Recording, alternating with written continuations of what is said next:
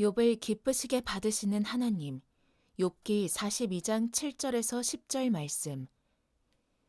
여호와께서 욥에게 이 말씀을 하신 후에 여호와께서 대만 사람 엘리바스에게 이르시되 내가 너와 내 두 친구에게 노하나니 이는 너희가 나를 가리켜 말한 것이 내 종 욥의 말같이 옳지 못함이니라.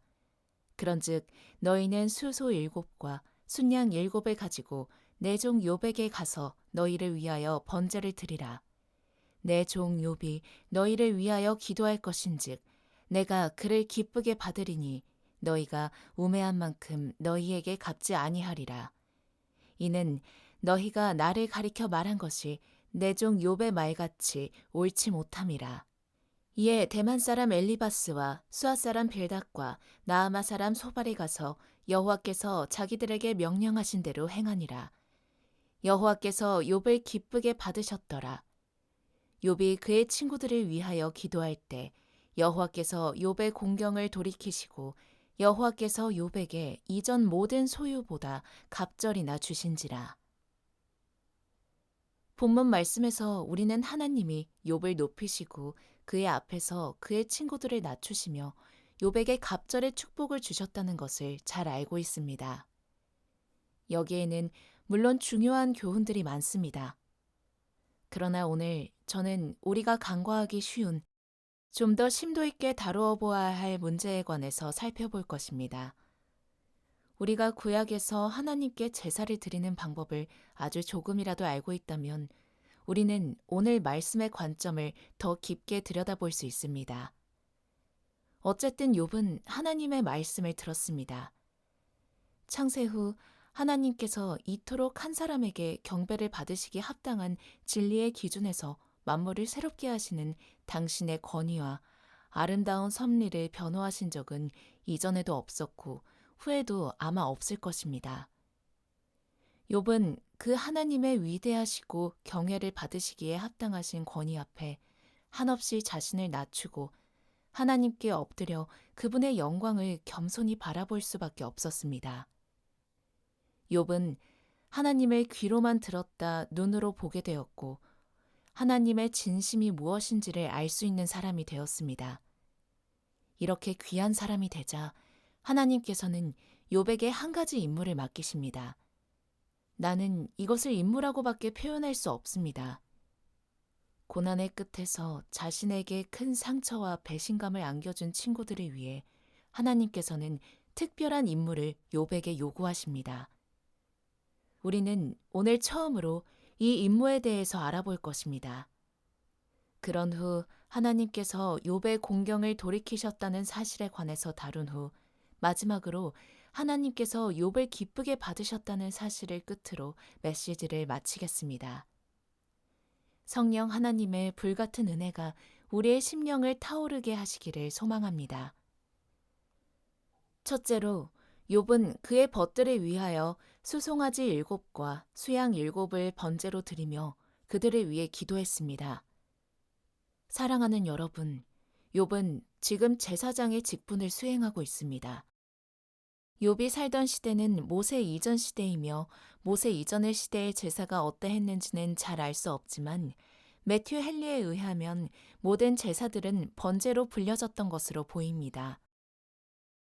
우리가 잘 알다시피 번제를 드리려면 번제물에 각을 떠야 하고 내장의 더러운 것들을 제한 후에 그것을 불태워야 합니다. 그리고 이러한 작업은 오직 남을 위해 제사를 드려주는 사람만이 할 수 있었습니다. 욥은 무려 14마리의 무거운 소와 양들을 친구들을 위해 한 마리 한 마리씩 손수 잡아야 했을 것입니다. 거기에다 그는 정상적인 몸이 아니었습니다. 하나님께서는 그가 벗들을 위하여 빌 때, 즉 번제물들이 타고 있으면서 욥이 친구들을 위하여 기도할 때 그때 욥의 공경을 돌이키셨다고 했습니다. 그러므로 그는 고난으로 인해 얻은 병든 몸으로 이 거친 임무, 즉 소와 양을 잡는 일을 수행해야 했을 것입니다. 사랑하는 여러분, 나는 여기서 욥이 친구들을 위해 병든 몸으로 소와 양들을 잡는 모습을 상상해 봅니다. 자신들이 그토록 멸시했던 욥이 묵묵히 자신들을 위하여 이 힘든 일을 홀로 감당하는 모습을 보는 그들의 마음은 어땠을까요? 감히 상상하건대 만일 욥의 친구들이 진실로 욥의 기도를 통해 하나님께 나아갔다면 욥이 다시 복을 받은 후 그들은 진정한 친구들이 되었을 것입니다. 욥은 깨어진 그들과 하나님의 관계를 맺어주는 역할을 하고 있습니다. 즉, 그저 그들을 용서하는 것뿐만 아니라 그들을 위해 진심으로 복을 빌어주고 있는 것입니다. 너희를 핍박하는 자를 축복하라. 축복하고 저주하지 말라. 로마서 12장 14절 말씀. 우리는 진정으로 우리를 핍박하는 자를 축복하는 모습을 욥에게서 배워야 합니다. 고난에 대한 상처가 채 아물지도 않은 욥에게 주어진 이 임무를 생각해 보시기 바랍니다.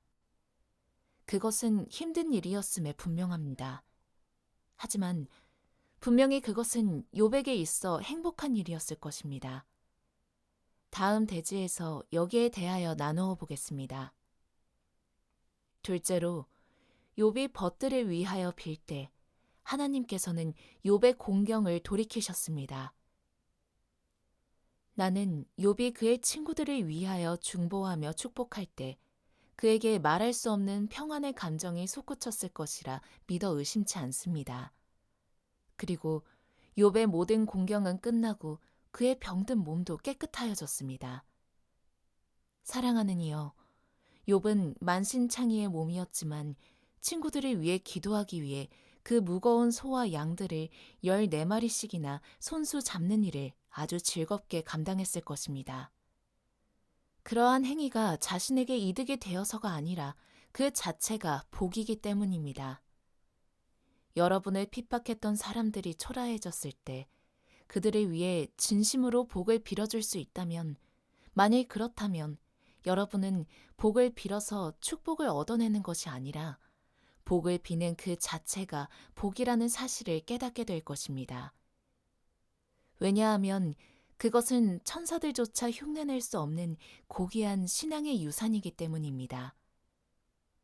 여러분의 적이 힘들게 되었다면, 여러분에게 상처를 준 사람이 공경에 처했다면 하나님께서는 여러분에게 그들을 진심으로 축복함으로 말미암아 복을 받을 수 있는 기회를 제공해 주신 것입니다. 만일 여러분의 마음이 그들을 축복하기 어떤 거리낌을 느낀다면 여러분은 반드시 하나님께 기도하여 그 거리낌이 없어지도록 해야 합니다. 만일 내가 내게 상처 준 사람을 진심으로 마음에 품을 수 없다면 나는 반드시 그렇게 하지 못하는 나를 탓해야만 합니다. 내게 누군가를 향한 적개심이 있다면 그것은 다른 누구도 아닌 내가 축복을 받지 못하게 만드는 도구이기 때문입니다. 누군가를 향한 적개심을 버리도록 합시다. 진정으로 용서하고 복을 빌어주는 복을 받기를 소원합니다. 물론 그것은 힘든 일이 될 수 있습니다. 어쩌면 우리의 힘으로는 되지 않는 일일 수도 있습니다. 하나님, 우리에게 성령을 부어주소서. 그리하여 악을 악으로 갚지 않고 욕을 욕으로 갚지 않고 도리어 복을 빌게 하소서. 그렇게 할 때 우리에게 넘치는 은혜가 있으리라는 것을 가르쳐 주소서. 우리의 심령이 사랑으로 충만하여 욥과 같이 우리에게 상처를 주었던 사람을 위하여 진심으로 기도할 수 있다면 하나님께서는 욥에게 행하셨던 것과 같이 우리에게 미소를 지으시며 우리의 공경을 돌이켜 주실 것입니다. 주님의 넘치는 은혜가 함께 하시기를 소망합니다. 마지막으로 하나님께서는 욥을 기쁘게 받으셨습니다. 저는 항상 여기서 생겼던 의문이 있습니다. 그것은 하나님께서 속죄를 위해 제사를 지내는 욥의 세 친구를 받으신다고 하지 않으시고 제사를 진행하는 욥을 기쁘게 받으실 것이라 하신다는 것입니다.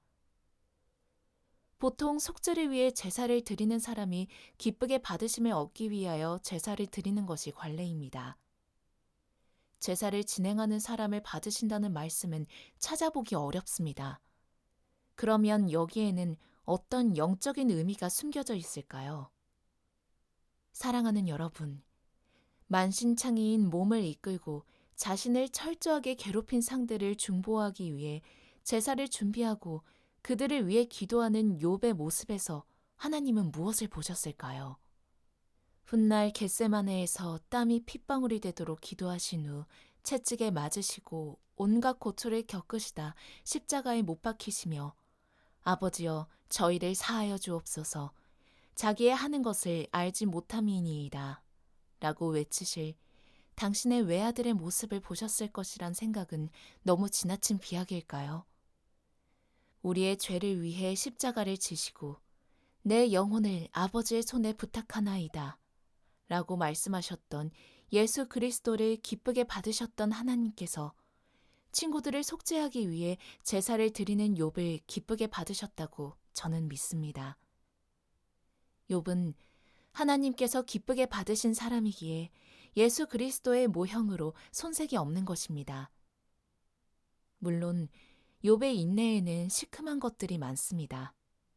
나는 그의 인내가 그리스도의 인내처럼 완벽하지 않음에 안도를 느낍니다. 그의 인내가 그처럼 완벽한 것이었다면 우리는 일찌감치 그러한 인내를 배우는 것을 포기해야 했을 것이기 때문입니다. 하지만 그럼에도 그가 그의 친구들을 중보하기 위해 감수해야만 했던 인내에서 우리는 그가 어느 정도 그리스도의 모형으로 손색이 없는 사람임을 알 수 있습니다. 그러므로 우리도 욥을 본받아 하나님께서 기쁘게 받으실 수 있는 사람들이 되도록 우리 자신을 하나님께 드릴 수 있었으면 좋겠습니다. 또한 욥의 모형이신 그리스도를 본받아 우리를 핍박하는 사람들을 위하여 기도하고 날마다 자기 십자가를 지고 그분을 쫓을 수 있기를 바랍니다. 사랑하는 이여, 만일 당신에게 어떠한 계명에 걸림이 된다면 그것은 반드시 당신이 그 계명을 순종해야 된다는 뜻입니다.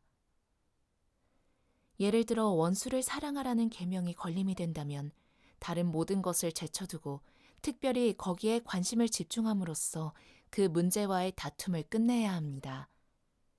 마귀는 당신에게 그를 용서하지 말라고 말할 것입니다. 그러면 마귀에게 그를 사랑하겠다고 말하시길 바랍니다. 마귀가 너는 미쳤다라고 말하면 너가 자꾸 나에게 그러면 나는 그를 찾아가 그에게 나는 당신을 용서했고 당신을 주님의 이름으로 사랑할 거라고 말하시기를 바랍니다. 그리고 진짜 그렇게 하시기를 바랍니다. 예수 그리스도의 피는 우리로 우리에게 죄를 지은 형제를 용서하게 하고 그와 화목하게 할 뿐만 아니라 그와 서로 사랑하게 만드는 능력이 있습니다. 그리스도의 피는 깨어진 관계를 다시 회복하게 할 수 있는 유일한 하나님의 보배입니다.